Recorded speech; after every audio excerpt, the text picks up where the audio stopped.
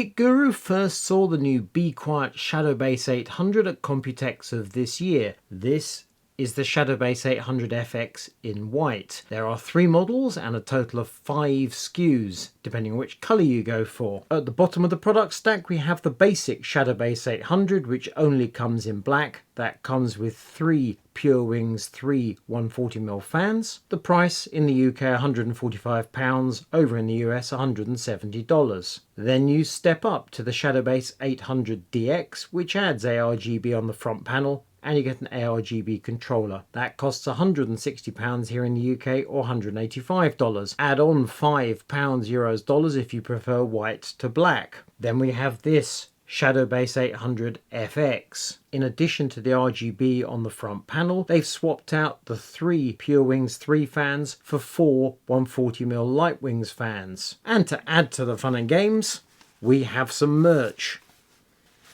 A nifty bucket hat.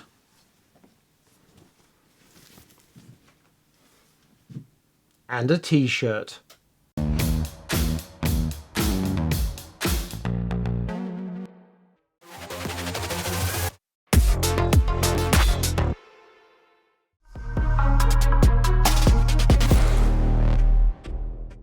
The Shadowbase 800 range is new to bequiet. However, if you're familiar with the 500DX or FX, which we've covered many times on Kit Guru, this 800FX has a certain familiarity. It's bigger in every direction and can accommodate a great deal more hardware, in particular cooling. One curiosity, the user guide does make reference to the radiators you could use in custom loop cooling, although there's no specific pump mount and there are no provision for fill ports or drain ports. However, bequiet does not offer a 420 AIO in their product range. You can go up to 360, but not 420. And as we have 140mm fans throughout, logically a cooler's going to go in the roof. So it doesn't quite jive with me that you can put a 360 in the roof with these 140 fans. Visually, using 140mm fan units would be appropriate. So you're either going to put a 280 in the roof, or you're going to go somewhere else for a 420 cooler. Let's pull off some panels and see what's going on inside. The main glass panel, clear on this white model, tinted on black, is 4mm thick. And it weighs a lot. Large area. The top filtered magnetic panel comes away, and we can see plenty of perforations for airflow, also mounts for 120 and 140mm fan units. Off with the back panel. Steel has noise deadening material, as we'd expect from bequiet. After all, they literally have a name to live up to. And here we can see plenty of space down the bottom for the power supply and an ARGB and fan hub. Now this is significant because it takes up one of the drive locations. So depending on which model you get, if you get the base model which doesn't have the ARGB hub, you get one extra drive bay. On the other hand, all the other models, the DXs in both colours and the FXs in both colours, they all have this hub. Around the front. Off with the front panel. Mesh for airflow, but that's also going to have a filtration function. And it has gold fingers there, so the RGB that's in the front panel doesn't require any separate cables. Nice and neat and tidy. Off with the filter. Now my feeling is, if you live in a pet-free house, I'd actually be prepared to remove this filter and just rely on that mesh front panel. Main power supply shroud is fixed in place. We have space at the front where you can put a cooler. However, you can snap out this louvered panel if you want to give you further access. The floor of the case has a full-length dust filter. Slides out to the front, and you can see again mesh. Here we have fan mounts, so you can either put a 120 or 140 in the floor of the case in front of the power supply. This is also the location where you can add storage bays, so you can either leave it empty, add a fan, or install storage here. Front I/O panel is indeed on the front, albeit on the diagonal, fixed to the case. Nice and sturdy, includes USB Type-C. Around the back, we have a removable power supply bracket. By eye, I suspect you could install the power supply from the side. We have 7 expansion slots at the rear, and this entire assembly can be rotated, which will make life easier if you're doing a vertical graphics installation. At first glance, support for storage in the Shadowbase 800 looks impressive, but there are 1 or 2 gotchas to watch out for. Clearly you do not get support for an optical drive these days. Also you do get support for M.2 depending on your motherboard. To install a 3.5-inch hard drive you use some accessory grommets that are provided and these large screws. You only get 4 grommets in the package and that is confirmed on the accessory listing, so you have enough fasteners for 1 hard drive, which hangs like that. As we know, there are a couple or 3 variations on the hole patterns on hard drives. Some have 2 threads per side, some have 3.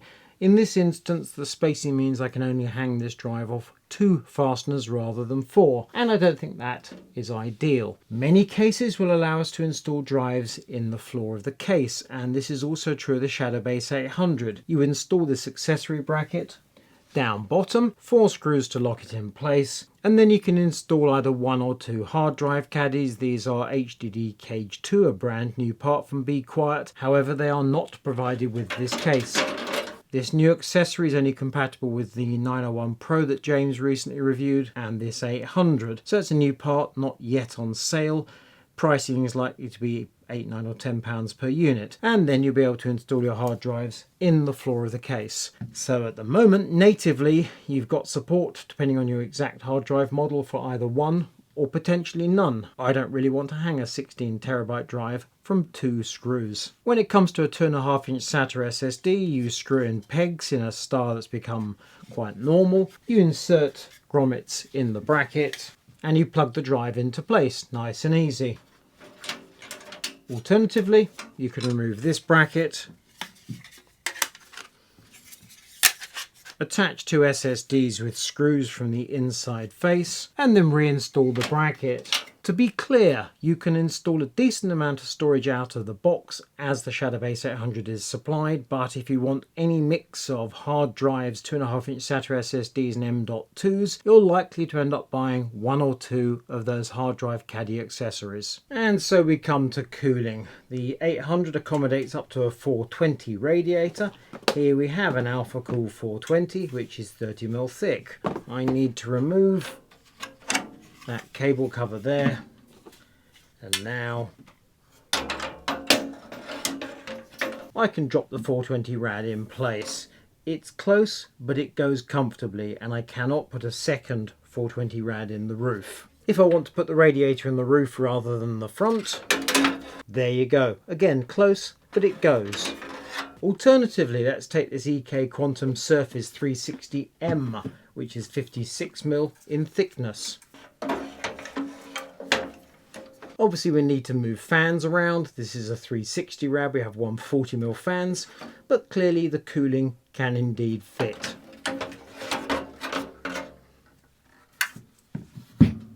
So well done bequiet, it looks like you've delivered on the cooling side of things.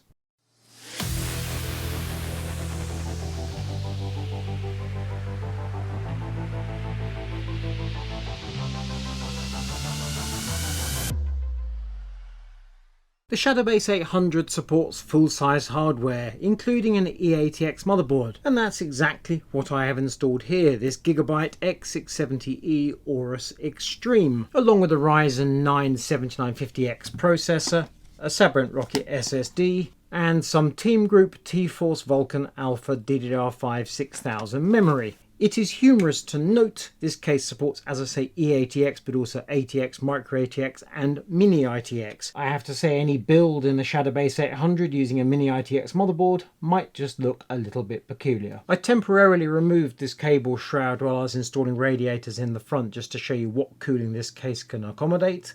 The shroud can go in one of 2 positions. This is the outermost position, and that's the inboard position, which, considering this is an E80X motherboard, I can only imagine the outer position is for a workstation motherboard. This looks to me like the way to go. Next step is the power supply. bequiet Dark Power 12 1000 watt platinum rated, fully modular and super duper high end. Let's see whether I was correct. Does the power supply indeed slip in there, or do we have to go in through that rear hatch? I don't think there was ever any doubt. Okay, let's get that buttoned up and tidied away. For the CPU cooler, we're going with this Corsair H170i Elite Capellix, a 420mm AIO in the roof, because that seems most sensible and straightforward. And let's offer it up and check whether it does indeed go into place with the fans installed on the rad. Let's put the cables through first.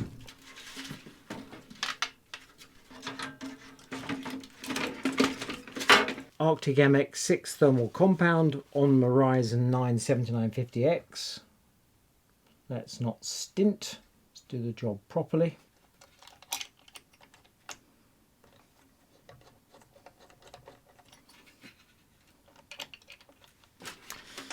Oh yeah.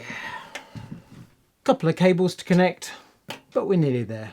The final job is to install the graphics card. I'm going for this large and impressive and colour coordinated Sapphire Nitro Plus RX 6950 XT.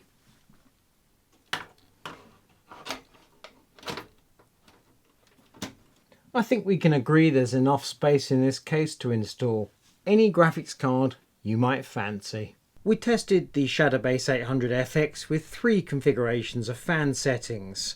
For quiet, we set the 4 Shadow Wings fans to a fixed 40%, which equates to 650 RPM, and the Corsair AIO fans were set to the quiet profile, which started at 600 RPM and over time ramped up to 1400 RPM. That sounded like this.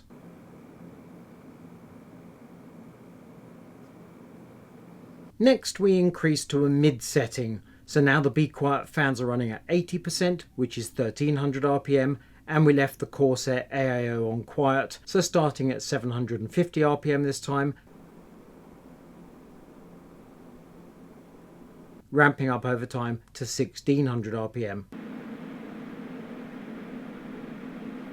And finally, we set all the fans to 100%. So the Be Quiet Lightwings fans are running at 1500 RPM, and the Xtreme profile for the Corsair runs the fans at 1700 RPM, and that sounded like this.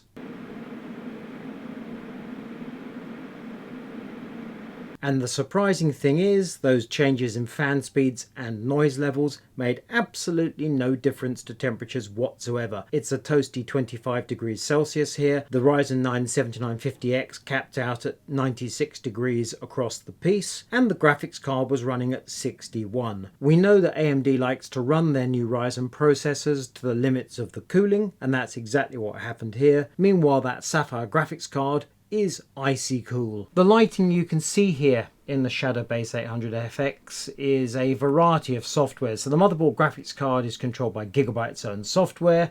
The AIO fans, the lighting is controlled by Corsair iCUE, and the case fans are running off the hardware settings on the front. I could sync those to the motherboard using Gigabyte's software, but I actually just wanted to play with the hardware settings, and everything has behaved exactly as I would expect.